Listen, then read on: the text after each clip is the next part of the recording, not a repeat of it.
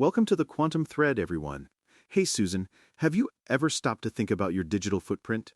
I mean, beyond just social media posts or online purchases, what if your entire identity, from the moment you're born, was a dynamic, evolving digital entity? Paul, that's such a fascinating question. It makes me think about how fragmented our identities feel online right now. We have a Facebook profile, a LinkedIn profile, a bank account login, a government ID. It's all over the place. Are you talking about something that unifies all of that? Exactly. It's beyond just unification. Imagine what's being called quantum human identity or a digital twin.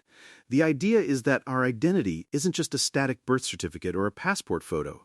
It's a living, breathing collection of data, experiences, and verified attributes that evolve with us. And here's the kicker: we own it. Own it? That's a huge shift from how things are now. Most of our digital data is owned, or at least controlled, by corporations or governments. The thought of owning my entire digital self, almost like a personal data vault, is intriguing.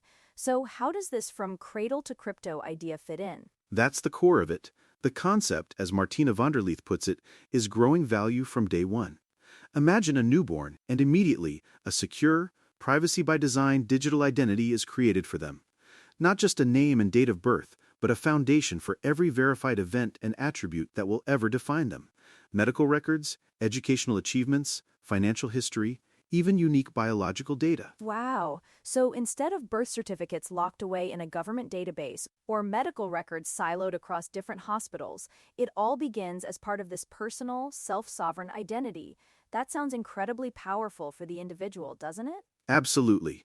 Think about it. A child's health journey, their vaccinations, their allergies, all managed by them or their parents on their behalf through a secure, verifiable system.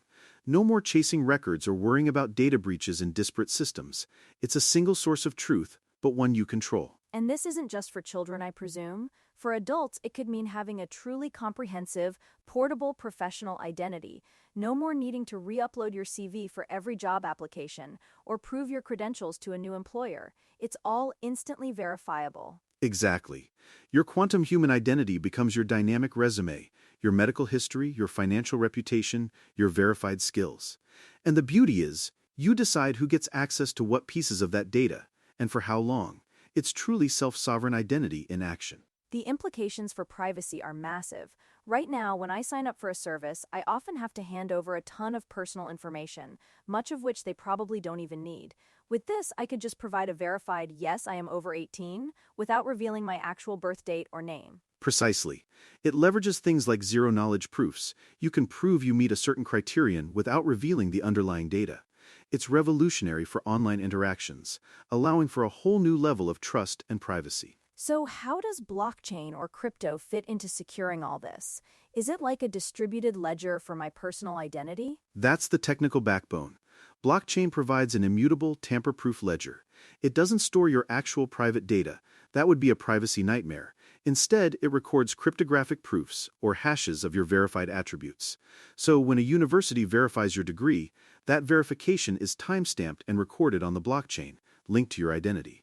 But the degree itself, your name, etc., remains with you, in your digital wallet, secured with strong encryption. Ah, I see. So it's about verifying the integrity and authenticity of the claims you make about yourself, rather than broadcasting all your personal details to the world. And because it's decentralized, no single entity can control or erase your identity. Exactly. That's the sovereignty part. You are the ultimate authority over your identity. This opens up incredible possibilities for data monetization too, which the article touches on. Imagine if companies wanted to use your anonymized data for research or marketing. Instead of just taking it, they'd have to compensate you for it directly. That's a game changer. My data, which is currently just given away, often without my full understanding, could become a source of value for me. I could choose to share certain aspects for a fee, or not at all. It puts the power back in the individual's hands. Think about personalized healthcare, Susan. Your comprehensive medical history, including genetics, lifestyle data from wearables, and even environmental factors, all securely managed by you. When you visit a new doctor, instead of filling out endless forms, you grant temporary access to relevant parts of your identity. That would be incredible. No more forgetting medications or past procedures, and doctors would have a complete picture from day one, leading to much more accurate diagnoses and personalized treatments. The potential to revolutionize healthcare is immense. Or education. Your entire learning journey, from early childhood achievements to university degrees, certifications, and even self-taught skills, all verifiable. Imagine a global talent marketplace where employers can instantly verify credentials and skills without relying on lengthy background checks. That would democratize opportunity in a huge way. People from anywhere in the world could prove their capabilities, not just on a piece of paper, but through a robust digital identity. It could break down barriers to employment and global mobility. Exactly.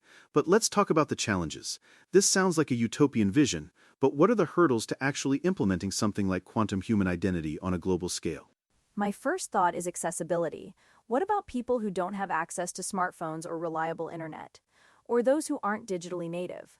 We can't create a system that leaves a significant portion of the population behind. That's a critical point. The digital divide is real. Solutions would need to be incredibly user-friendly, perhaps even incorporating biometric verification for those who struggle with digital literacy, or offering physical access points in communities. It requires massive infrastructure and educational investment. And then there's the security aspect. If this is the central repository of our identities, it becomes an incredibly attractive target for hackers. While blockchain is robust, the interfaces and individual wallets still need to be impenetrable. Absolutely. The phrase, "not your keys, not your crypto," comes to mind. If you lose control of your private keys or your digital wallet, you essentially lose access to your identity. Recovery mechanisms would need to be incredibly robust yet secure, perhaps multi-signature or social recovery features. And what about the death aspect of a digital identity? What happens to my quantum human identity when I pass away? Who inherits control? Does it just disappear? These are big ethical and legal questions we'd have to solve. That's a fascinating one, Susan. Digital inheritance is already a messy topic with our current systems. With a quantum identity, perhaps you designate digital heirs, or set up smart contracts that release certain aspects of your data to specific parties after a verified event like your passing. Or maybe parts of your data are preserved for historical or research purposes, with explicit consent given during your lifetime. It really highlights how much our legal and social frameworks would need to evolve to catch up with this technology. We're talking about redefining what it means to be a person in the digital age. Indeed, and regulatory bodies would have their hands full. How do you regulate something so decentralized and powerful? Who sets the standards for verification, for interoperability?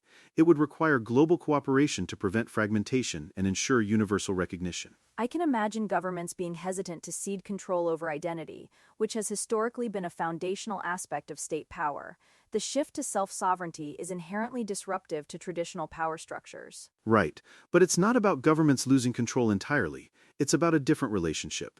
Governments could act as issuers of verified credentials, just like they do with passports now, but instead of holding the central record, they issue a verifiable credential that you hold. It's a partnership model, not a takeover. That's a good distinction. So they become trusted verifiers rather than central custodians of our core identity. It sounds like a more efficient and secure system, actually, if implemented correctly. Think about financial services. Onboarding new customers is a huge pain point right now with KYC, Know Your Customer, regulations.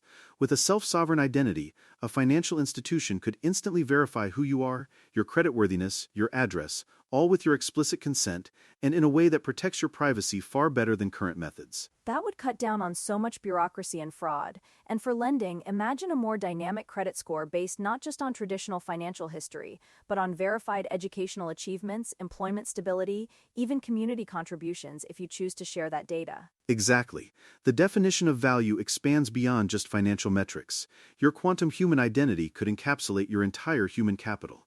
It's a holistic view of you, verified by trusted third parties, but managed by you. So how far away are we from this? Is this just theoretical, or are there actual projects building this right now? It's definitely not just theoretical. There are numerous initiatives and standards bodies working on self-sovereign identity, SSI. Projects like the Decentralized Identity Foundation, DIF, and the W3C are building foundational technologies and standards, and CrowdPoint Technologies has built a distributed, decentralized, quantum database for our sovereign identity. Some governments are exploring it for digital citizenship programs, and many startups are building applications on top of these frameworks. That's exciting to hear. It sounds like a long journey, but the potential benefits for individuals are just enormous. It really empowers us in a way we haven't been empowered with our digital selves before. It is. It's about moving from a system where our data is a product to be exploited to one where our data is an asset we control and can leverage, from being subjects of data collection to being stewards of our own digital lives. And it addresses so many of the current pain points: privacy concerns, data breaches, identity theft. If my entire identity isn't stored in one honeypot, it's inherently more secure. And if I control access, I limit exposure. Right. It's about distributing the risk. If a single database holding millions of identities is breached, it's catastrophic. With SSI, individual credentials might be compromised, but not your entire identity stack, and only if you've granted specific access to that specific credential. So, in a way, it's making our digital identities more resilient, just like we try to make our physical security resilient with multiple locks and systems. Instead of one master key, we have many keys, and we decide which ones to use. Precisely, and it enables a much more trusted digital economy. Imagine verifying age for online gambling or alcohol purchases without giving away your date of birth, just a yes-no credential, or proving you're a resident of a certain country for services without exposing your home address. The applications are truly endless, from online voting, where you could prove your eligibility without revealing your identity, to the voting platform, to even verifying your presence at an event or meeting. It could redefine how we interact online completely. It could also foster greater authenticity online. Imagine a social media platform where every user has a verified quantum identity. It wouldn't necessarily reveal their real name if they didn't want it to, but it would prove they're a unique, real human, reducing bots and fake accounts. Oh, that's a brilliant point. That would drastically change the landscape of online discourse. It's not about anonymity disappearing, but about accountability and verifiable human interaction without sacrificing privacy. That's a subtle but crucial difference. Absolutely. It's about building a foundation of trust where trust is currently in short supply. And it all goes back to that idea of starting from day one, building this identity brick by brick, verifiable and owned by the individual throughout their entire life. It makes me think about how we currently assign value. Physical assets have clear value, but our digital footprint, which is becoming increasingly valuable to corporations, has almost zero direct value to us, the creators of that data. This flips that script entirely. Exactly. Our data is the new oil, as the saying goes, but the individual has rarely been the one to pump it, refine it, or profit from it.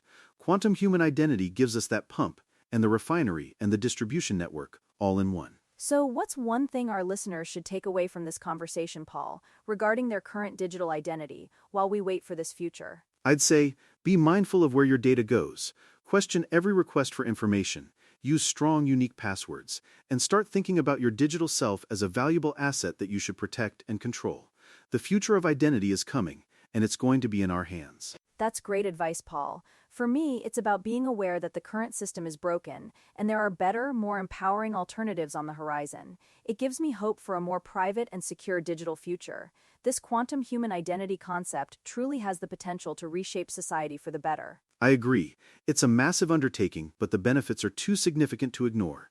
Thanks for exploring this fascinating topic with me, Susan. Always a pleasure, Paul. And to our listeners, thanks for joining us on this deep dive into the quantum thread.